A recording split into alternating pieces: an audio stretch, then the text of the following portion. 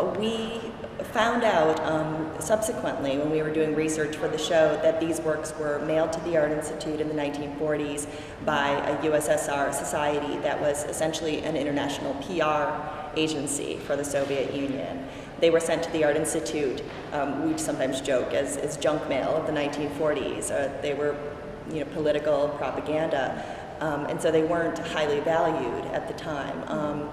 So the Art Institute has chosen 80 of our best examples.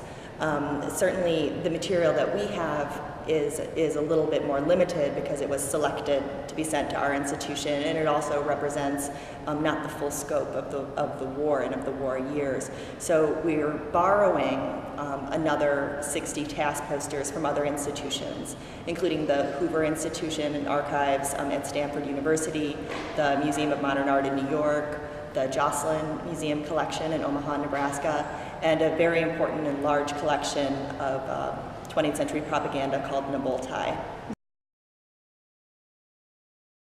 The posters tell a remarkable story, and the story of the war, of World War II, is tremendously deep and tremendously complex, and is very, there's a lot at stake. It's the most cataclysmic war in the 20th century by far, and so there's a really strong historical narrative, and the posters tell this historical narrative because the artist's studio that was producing them was part of the TASS news agency in Moscow.